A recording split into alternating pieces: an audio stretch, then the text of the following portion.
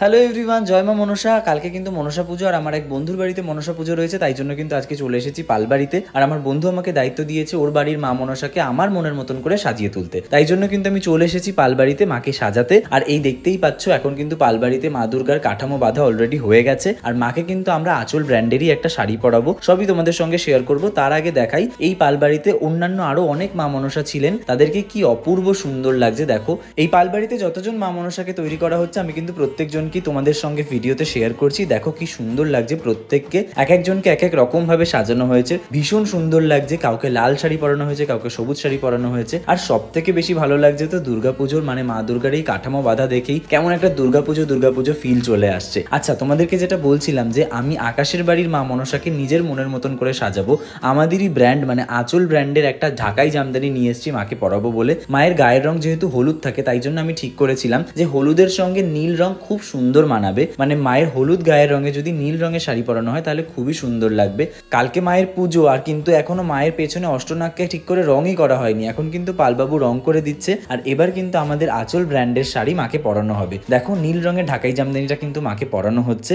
মাকে শাড়ি তো অবশ্যই পালবাড়ির লোকেরাই পরিয়ে দেবে, কারণ ওনাদের মতন সুন্দর করে তো আর আমরা পরাতে পারবো না। তবে এই শাড়ি পরাতে গিয়েও কিন্তু একটু অসুবিধা হয়েছিল, যেহেতু আমাদের আঁচল ব্র্যান্ডের প্রতিটি শাড়ি 12 হাত শাড়ি, আর এই ঠাকুরটা খুব একটা বড় নয়, সেই জন্য কিন্তু শাড়ি কেটে ঠাকুরকে পরাতে হয়েছে, না হলে কিন্তু অনেকটা মোটা লাগবে মাকে, সেই জন্য কিন্তু শাড়ি কেটে পরানো হয়েছে। আর এই দেখো নীল রঙের কুচি পরানো, কি সুন্দর লাগছে। পালবাড়ির একজন কিন্তু বলছিল যে মাকে নীল রঙের শাড়ি পরাচ্ছ, ভালো লাগবে না, নীলটা একটু কালো কালো রং, একটু লাল বা গোলাপি হলে ভালো লাগতো। কিন্তু আমার মন থেকে চেয়েছিল যে যেন মাকে নীল রঙেরই সাজাই।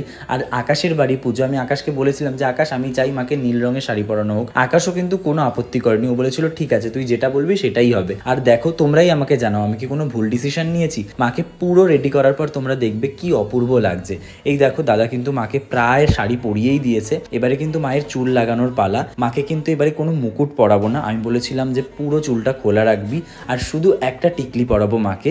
আকাশ কিন্তু তাতেও রাজি হয়েছে। আকাশ আমাকে আবারও বলেছে তোর যেমনটা মন চাইছে তুই তেমন করেই মাকে সাজা। আমার খুবই ভালো লাগে আকাশ আমাকে এতটা ভরসা করে। প্রত্যেক বছর ওর বাড়ির পুজোর মাকে কিন্তু আমিই সাজাই, আগের বছরের ভিডিও তোমরা দেখেছো। এই দেখো মাকে কিন্তু চুল লাগানোর পর কত সুন্দর লাগছে। তারপরে আমি আর আকাশ মিলে ঠিক করলাম যে যদি মাকে একটু ঘোমটা পরিয়ে দেওয়া যায় তাহলে কিন্তু আরো বেশি সুন্দর লাগবে।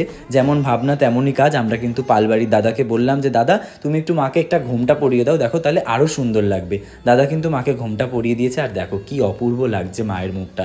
এখন কিন্তু কোনো গয়না পরানো হয়নি, তাই এতটা সুন্দর লাগছে। এই অবস্থাতেই কিন্তু আমরা মাকে বাড়িতে নিয়ে চলে যাব। বাড়িতে গিয়েই কিন্তু মাকে আমি সব এক এক করে গয়না পরিয়ে দেবো। মায়ের যে গয়নাগুলো পরানো হবে সেই গয়নাগুলো কিন্তু আমি পছন্দ করে কিনেছি, তোমরা চলো দেখতেই পাবে কি সুন্দর। দেখো সমস্ত গয়নাগুলো কিন্তু এখানে আমি প্রথমে সাজিয়ে নিচ্ছি যাতে আমার পরাতে কোনো অসুবিধা না হয়। তারপর কিন্তু আমি এক এক করে মাকে পুরো সুন্দর করে সাজিয়ে তোলার চেষ্টা করেছি। মায়ের মুখটা তো এমনিই সুন্দর, আমরা তো নিমিত্ত মাত্র। মা মানেই প্রকৃতি, আর প্রকৃতি মানেই সুন্দর। দেখো কত সুন্দর লাগছে মাকে। ভিডিওটা তোমরা দেখছো মাত্র 4 মিনিটের, কিন্তু এই পুরো প্রসেসটা করতে কিন্তু আমাদের সময় লেগেছে প্রায় 4 ঘন্টারও বেশি। তার কারণ চুল লাগানোর পর মাকে গয়না পরানো কিন্তু চারটিখানি কথা নয়, অনেক বেশি কষ্ট হয়েছে। এবারে দেখো মায়ের ফাইনাল লুকটা কেমন লাগছে অবশ্যই কমেন্ট করে জানিও। মা তোমাদের সবার অনেক অনেক মঙ্গল করুক, সবাই খুব ভালো থেকো। আর আজকের ভিডিওটা যদি ভালো লেগে থাকে তাহলে একটা সুন্দর কমেন্ট করে ভিডিওটা তোমার বন্ধুবান্ধব ফ্যামিলি মেম্বারদের সঙ্গে শেয়ার করে দিয়ে আমার চ্যানেলটাকে সাবস্ক্রাইব করে দাও। আর অবশ্যই কমেন্ট সেকশনে জয় মা মনসা লিখতে ভুলো না। আর মায়ের এই অপূর্ব রূপটা তোমাদের কেমন লেগেছে।